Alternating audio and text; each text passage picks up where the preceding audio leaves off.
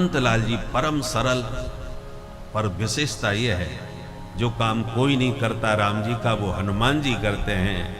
परंतु हनुमान जी कभी अपने नाम, अपने काम का नाम नहीं चाहते, लोग जाने मैंने काम किया। बोलो जय सिया राम। जय सिया राम। व्यक्ति जब भी कोई काम करता है तो अपना नाम पहले चाहता है, भाई हमने किया है, वो हमारा नाम ही नहीं है। नाम के बिना कोई काम नहीं किया जाता। हनुमान जी की विशेषता है काम पूरा करते हैं, नाम कभी नहीं चाहते, किसी को बताते भी नहीं। विभीषण जी ने लंका में पूछ दिया, पंडित जी आपका नाम, क्योंकि पंडित बन के ब्राह्मण बन के पहुंचे थे तो बताना पड़ा, क्योंकि पहला पहला परिचय हो रहा है। पर नाम बता के परिचय तो दिया, पर सावधान कर दिया, हमने तुम्हें नाम बताया पर तुम लेना मत कभी। क्यों? बोले नाम लोगे तो जिंदगी में भोजन नहीं मिलेगा तुम्हें ढंग से, इतने गए गुजरे हैं हम, हमारा नाम ही इतना बेकार है कि सवेरे सवेरे नाम ले लिया तो भोजन नसीब नहीं होगा उस दिन तुम्हें।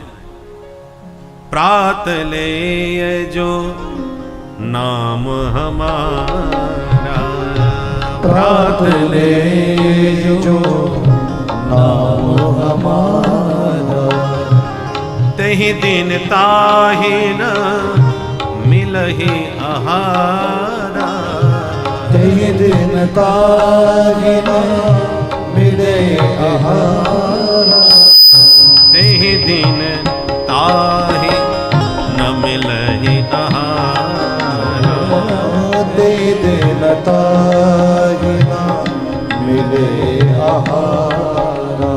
असमय अधम सखा सुनु मोह पर रघुबीर, कीन्ही कृपा सुमिरे गुण भरे विलोचन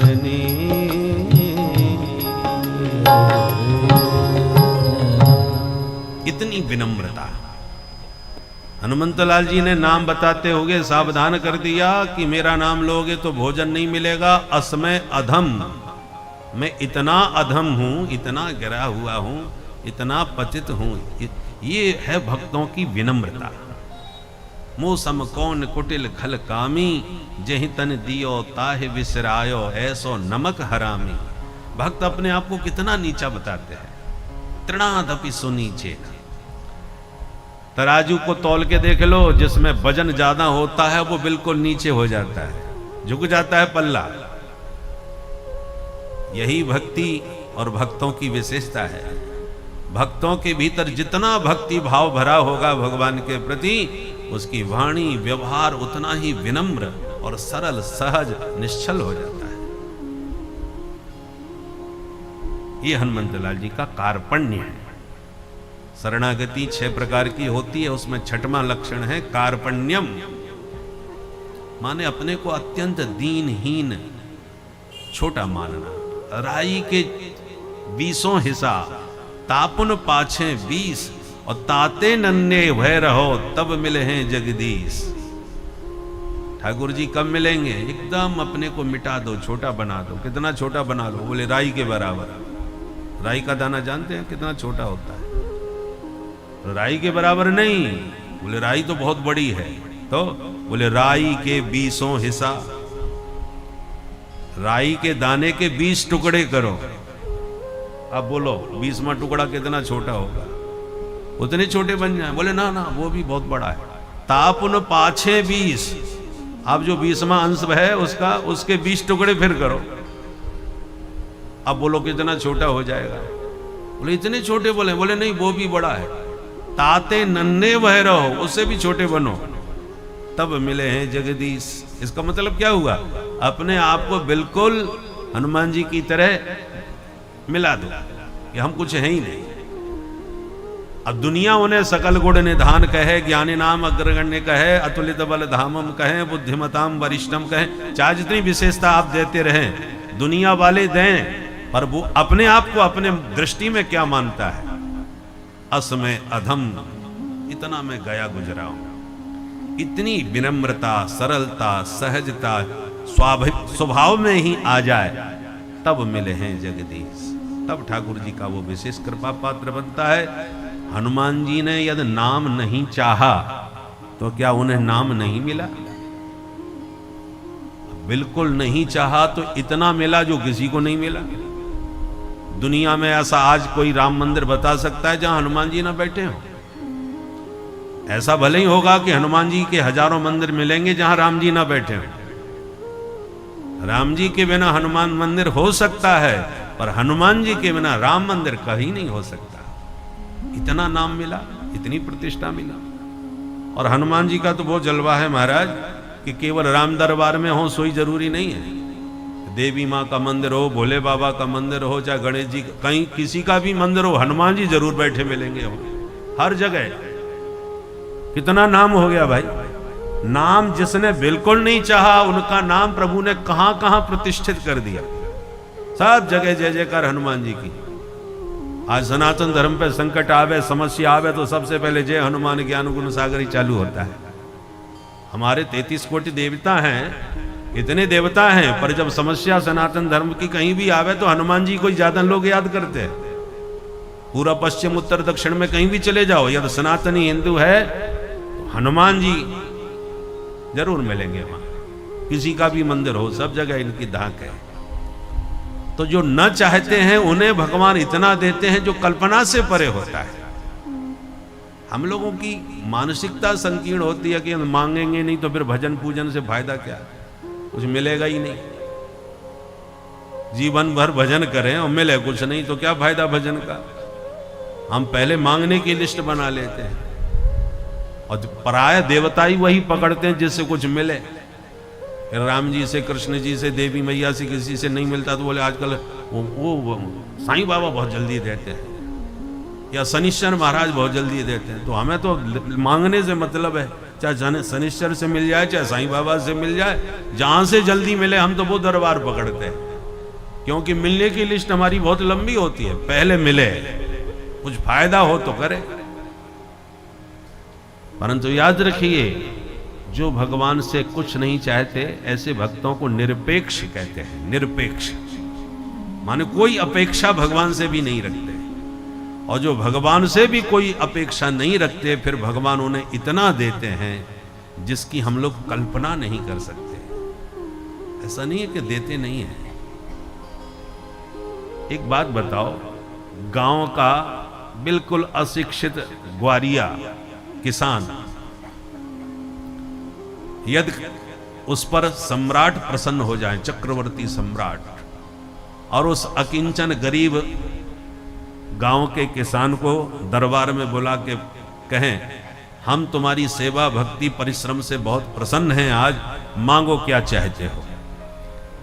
तो जिसने कभी शहर देखा नहीं, गाड़ी घोड़े कभी देखे नहीं, वो गांव से बाहर कभी निकला नहीं, वो बेचारा ग्वाला मांगेगा तो क्या मांगेगा?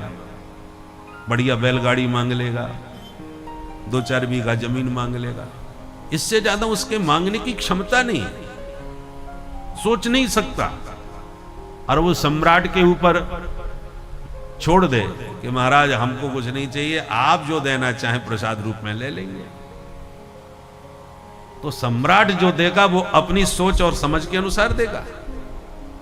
आप मांगेंगे तो आप अपनी सोच और समझ के अनुसार मांगेंगे। इसलिए ठाकुर जी से मांगने वाले ज्यादा घाटे में रहते हैं, और जो कभी कुछ नहीं मांगते ठाकुर जी पर ही छोड़ देते हैं, तो फिर ठाकुर जी जो देते हैं वो कल्पनातीत होता है।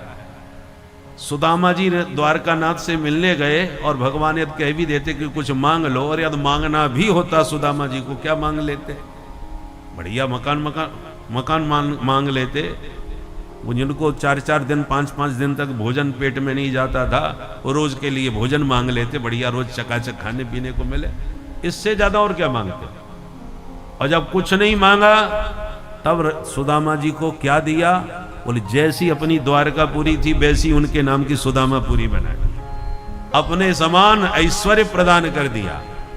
सुदामा जी की कल्पना से हजारों दूर की बात। इसलिए भगवान पर छोड़ देते हैं, भगवान से ज्यादा नहीं मांगना चाहिए। हम मांगते हैं तो रोज आरती में तो मांगते हैं सुख संपत्ति घर आवे, कष्ट मिटे तन का, बस इतनी तक हमारी बुद्धि से सुख संपत्ति आ जाए। परंतु वास्तविकता यह है, जो निरपेक्ष होते हैं जो भगवान से कभी कुछ नहीं चाहते, भगवान उन भक्तों को स्वयं को दे डालते हैं, अपने आप को दे डालते हैं। तुम जगत मांगते हो तो जगत हाथ लगता नहीं, और जगदीश को मांग लो तो जगत अपने आप तुम्हें मिल गया।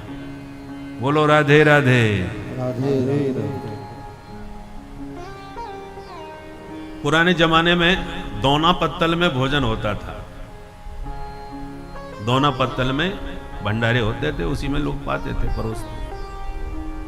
तो जो हमारे बुंदेलखंड में एक बड़ा दोना होता है और एक छोटा। तो बड़ा दोने को तो दोना कहते हैं, और जो छोटा होता है उसको दुनिया कहते हैं। तो छोटी दुनिया और वो दोना, दोना और दुनिया बोलते हैं। अब कई दुकानों के रसगुल्ले बड़े फेमस होते हैं, इधर भी है पास में रसगुल्ला वाले। अब रसगुल्ला वो, अब उसके लिए बहुत बड़ा दोना देने की जरूरत नहीं है। आपको एक रसगुल्ला चाहिए तो गर्मा गर्म छोटी सी दुनिया में ले लीजिए। अब दुकानदार के पास जाकर के आप रसगुल्ला का मूल्य पूछोगे तो रसगुल्ला का ही दाम बताएगा, एक रसगुल्ला इतने का मिलता है। और रसगुल्ला जब आप खरीदोगे तो वो जो छोटी सी दुनिया है वो भी पैसे से आती है, पर वो फ्री में मिल जाती है। उसको, उसका मूल्य अलग से आपको देना नहीं पड़ेगा। यदि डायरेक्ट आप उससे मांगोगे कि भैया हमें रसगुल्ला की तो जरूरत नहीं, पर ये दुनिया आपकी बहुत बढ़िया लग रही है, इसे जरा दे दो हमें, तो वो छोटी सी दुनिया का क्या तो आपसे मूल्य लेगा, और मांगने पर भी देगा नहीं। बोले साहब ये तो हमने अपने उपयोग के लिए रखी है, आपको ऐसे नहीं देंगे, आप और कहीं से खरीदो। ये तो हमने अपने लिए खरीदी है, लोगों को रसगुल्ला देने के लिए। तो रसगुल्ला मांगोगे, खरीदोगे, दुनिया फ्री में मिलेगी। केवल सीधा दुनिया लोगे तो वो न दुनिया देगा, और उसे आपका और देगा भी तो आपसे क्या मूल्य लेगा, उससे क्या मूल्य लेगा एक दुनिया का। तो ना वो मूल्य लेता है, ना आपको दुनिया देता है। दुनिया मिलेगी तो रसगुल्ला के साथ ही मिलेगी। बोलो राधे राधे। राधे राधे। तो भगवान रस स्वरूप हैं, रसो वैसा। रसरूप परमात्मा का मूल्य लगाओ, उनको खरीदने की कोशिश करो। जैसे मीरा जी ने खरीदा, मैंने लीनो गोविंदा मोल, मैंने गोविंद को मोल खरीद लिया। जब उस रस स्वरूप परमात्मा को, रसगुल्ला को खरीदोगे तो ये सारी दुनिया आपको फ्री में मिल जाएगी। इसका आपको अलग से दाम देने की आवश्यकता नहीं है। और उस रसगुल्ला को छोड़ के तो दुनिया के पीछे पड़ोगे तो दुनिया हाथ लगने वाली नहीं है, मिलने वाली नहीं है। दुनिया में कितने लोग आए, कितने गए, कि ये दुनिया किसी की नहीं हुई। गाय खरीदने जाते हो तो क्या पूछते हो ये गोबर कितना देती है, मूत्र कितना देती है? कोई नहीं पूछता, और पूछेगा तो मूर्ख सिद्ध होगा। अरे गाय है तो गोबर तो देगी ही देगी, पूछना क्या? पूछना है तो दूध के बारे में पूछो, दूध कितना देती है। दूध के बारे में पूछते हैं कितना दूध देती है और इसकी दूध की क्वालिटी क्या है। गायों के भी दूध की अलग अलग क्वालिटी होती है। जर्सी का अलग होता है, देसी गाय का दूसरा होता है, गिरी गाय का कुछ और ही होता है, और स्वर्ण कपिला गाय हो तो फिर कहना ही क्या है। तो गाय गाय के दूध में अंतर होता है। तो पूछा जाए तो दूध के बारे में पूछा जाए, गोबर के बारे में क्या। परंतु क्या गोबर की कीमत नहीं होती? गोबर भी महत्वपूर्ण होता है। आजकल तो बड़ी कीमत हो गई। गोबर गैस बनने लगी है, गोबर के कंडे बनते हैं जो अग्नि का काम करते हैं? तो गोबर भी बहुत उपयोगी होता है। गाय के मूत्र से भी औषधियां बनती हैं। परंतु गाय है तो गोबर मूत्र तो अपने आप मिलता है, भले वो कितना भी महत्वपूर्ण हो। पंचगव्यादि के प्रयोग में उसका बहुत बड़ा महत्व होता है, पर वो महत्वपूर्ण गोबर मूत्र का कोई मूल्य नहीं पूछता, ना ही कोई ये कहता कितना देगी।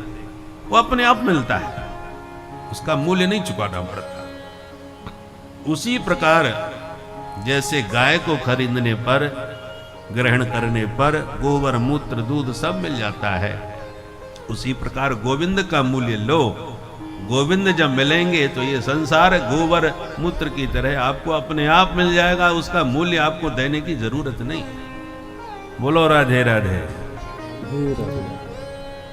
तो इस प्रकार से परमात्मा के जो प्रेमी भक्त होते हैं वो भगवान से भी कुछ नहीं चाहते, और ऐसे जो अकिंचन भक्त होते हैं भगवान उन पर बिक जाते हैं, उन पर न्यौछावर हो जाते हैं, उनके पीछे पीछे भागते हैं। कोई सेवक आपके यहां सेवा करे और कोई शुल्क न ले, आप देना भी चाहें तो हाथ जोड़ ले कि महाराज मुझे तो सिर्फ आपकी सेवा चाहिए और कुछ नहीं चाहिए। ऐसे सेवक पर स्वामी भी न्यौछावर हो जाते हैं कि भाई इतने दिनों से सेवा कर रहा है और फ्री में कर रहा है, और हम कुछ देते हैं तब भी नहीं लेता। तो ऐसे सेवक से कोई बड़ा अपराध भी हो जाए तो स्वामी उसको अनदेखा कर दे, अरे चल कोई बात नहीं, हो गया हो गया। यदि आप मूल्य दे करके सेवा कर रहे, उससे सेवा ले रहे नौकर से, जिसको आप महीने का वेतन दे रहे हैं, वो गड़बड़ करेगा या तोड़ फोड़ करेगा या कुछ अपराध करेगा तो आप उसकी अच्छी तरह खिंचाई करेंगे, क्योंकि पैसा दे रहे हो, उसकी सेवा का शुल्क दे रहे हो। और निःशुल्क यदि है तो अपराध हो जाए तो अनदेखा कर दोगे, चलो कोई बात नहीं, गलती हो गई। अंतर है। ऐसे भगवान की सेवा के बदले, सेवा माने भक्ति, भक्ति के बदले में आप भगवान से कुछ मांग रहे हो तो आप नौकर हो, और फिर अपराध करोगे भक्ति में तो दंडनीय भी होगा। और भगवान की सेवा खूब करो, भक्ति खूब करो, मांगो कुछ नहीं। तो ऐसे भक्त से कोई बड़ा भारी अपराध भी हो जाए तो भगवान अनदेखा कर देते हैं, तो कोई बात नहीं, हो गया हो गया। सोई करतूत विभीषण केरी, सपने सोना राम ही हेरी। जिसको भगवान अपना लेते हैं, अपना बना लेते हैं, उसके अपराध को भी अनदेखा कर देते हैं, ध्यान नहीं देते। इसलिए भक्त वह है जो निरपेक्ष हो, निष्काम, कोई इच्छा नहीं। प्रहलाद जी निष्काम भक्त थे और ध्रुव जी महाराज सकाम भक्त थे। ध्रुव और प्रहलाद दोनों ही भक्त हैं, पर दोनों में अंतर देखिए। ध्रुव जी की भक्ति है पर भीतर कामना छुपी है। क्या? मेरी सौतेली माँ ने सिंहासन से नीचे उतार दिया मुझे। अब गुरुदेव नारद जी ने जो मंत्र दिया है, एक दिन उस परम पिता से मिलके उसी सिंहासन पर बैठ के दिखाऊंगा सौतेली माँ को। ये कामना छुपी थी ध्रुव जी के चित्त में। भगवान तो अंतर्यामी है, उनसे कुछ छुपा थोड़ी है, वो तो भीतर ही घुसे बैठे हैं। तुम्हारे भीतर क्या चल रहा है सब गतिविधि देख रहे हैं। और इसलिए प्रहलाद श्री ध्रुव जी ने भले ही ना मांगा हो, पर भगवान ने कहा जाओ बेटा घर जाओ, पहले सिंहासन पर बैठ कर के राज्य कर लो। कितने दिन? बोले 36,000 साल। 36,000 वर्ष का राज्य भगवान ने दिया। किसको? ध्रुव जी को, जो चाहते थे सिंहासन पर बैठना, उनको दिया। और जब प्रहलाद जी के सामने नरसिंह भगवान प्रकट हो गए, उम्र दोनों की वही है, जो प्रहलाद की वही ध्रुव की, पर ध्रुव जी अर्थार्थी हैं, माने कामना उनके भीतर थी, कामना की पूर्ति भी हुई। और प्रहलाद जी निष्काम थे, बोले मुझे कुछ नहीं चाहिए। भगवान बोले बेटा मांगो तो सही, मेरा दर्शन अमोघ है, जो मुझे देखता है मुझसे मिलता है, उसे कुछ ना कुछ जरूर मैं देता हूं, इसलिए मांगना तो पड़ेगा। तो प्रहलाद जी बोले हम यही मांगते हैं कि जीवन में कभी किसी से कुछ मांगे ही नहीं। लो, मांग भी लिया और कुछ भी नहीं मांगा। इतनी निष्कामता प्रहलाद जी में कि इतना जिद करने पर भी भगवान से मांगा तो क्या मांगा कि कभी ना मांगू, यही मांगता हूं। ऐसा निष्काम भक्त कौन होगा? और उसका परिणाम क्या हुआ? न मांगने वाले प्रहलाद को भगवान ने सिंहासन उनको भी दिया, उनको भी सिंहासन पर बैठाया पिता के, परंतु कितने दिन के लिए? 1 मनवंतर पर्यंत, 1 मनवंतर का राज्य दिया। अब 1 मनवंतर का गणित लगाओ, 1 मनवंतर कितना बड़ा होता है। कहां ध्रुव जी को 36,000 साल और प्रहलाद जी के लिए एक मनवंतर। कितना? ब्रह्मा जी के एक दिन में 14 मनवंतर होते हैं। 14 मनवंतर, 14 मनवंतर का एक दिन होता है ब्रह्मा जी का। और ब्रह्मा जी का एक दिन कितना बड़ा होता है? चारों युग, सतयुग, त्रेता, द्वापर और कलयुग, ये 4 युग है। चारों युग जब 1000 बार बीत जाते हैं तब ब्रह्मा जी का एक दिन होता है। तो ब्रह्मा जी के एक दिन में 14 मनवंतर होते हैं। अब एक मनवंतर का हिसाब लगाए। एक मनवंतर कितना?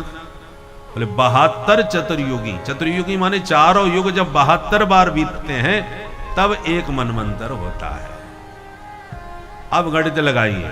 पहले तो एक ही चतुर्युगी, 72 चतुर्युगी का हिसाब छोड़ दो, एक चतुर्युगी की गणना करो। चारों युग एक बार चक्कर लगाएं तो कितने साल होंगे? कलयुग की उम्र कितनी है? 4,32,000 साल। 4,32,000, ये केवल कलयुग की उम्र है। अब इससे ठीक दुगनी द्वापर की है, 8,64,000 साल। फिर 3 गुनी त्रेता की, फिर 4 गुनी सतयुग की। तो चारों युगों की आयु जोड़ ली जाए तो कितनी हो जाएगी? घर जाके हिसाब लगा लेना। 43,20,000 साल, 43,20,000 वर्ष, ये होता है एक चतुर्युगी। अब इसका 72 गुना और कर दो, सोचिए कितने साल हो गए। अब गणित लगाइए। जिसने राज्य मांगा उसे सिर्फ 36,000 साल के लिए दिया और संतुष्ट किया, पर जिसने कभी कुछ नहीं मांगा उसे 72 चतुर्युगी, एक मनवंतर का राज्य दे दिया और सदा के लिए अपने निजी पार्षदों में भर्ती प्रहलाद जी को कर दिया। इसी से आप गणित लगा लीजिए कि मांगने पर क्या मिला और न मांगने वाले को कितना मिला। इसलिए निरपेक्ष जो भक्त होते हैं, जो भगवान के बारंबार देने पर भी नहीं चाहते, दीयमानम न गृह्णन्ति बिना मत सेवनम जनाः, ऐसे जो भक्त होते हैं उन पर भगवान इतने रीझते हैं, इतने न्यौछावर हो जाते हैं कि अपने आप को दे डालते हैं।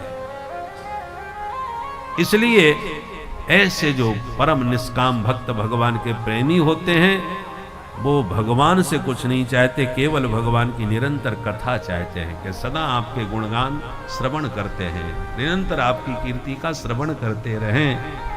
उनमें से एक हैं हनुमंत लाल जी महाराज। और इसलिए हनुमान जी ने राम जी को इस निष्काम भक्ति के बल पर अपने ही बस में कर लिया। सुमिरे पवन सुत पावन नामो, सुमिरे पवन सुत पावन नामो, सुमिरे पवन सुत पावन नामो, सुमिरे पवन सुत पावन नामो, अपने बस करी राखे राम, अपने बस करी राखे राम, अपने बस करी राखे राम, अपने बस करी राखे राम, राखे राम, राखे राम। भगवान का निरंतर सुमिरन करते हैं, चाहते कुछ नहीं। इसलिए भगवान ने हनुमान जी की प्रतिष्ठा भी की है जन जन में और अपने आप को वश में कर दिया उनके, हैं? अपने बस कर राखे राम। तो ये है कथा श्रवण की कुशलता का चमत्कार।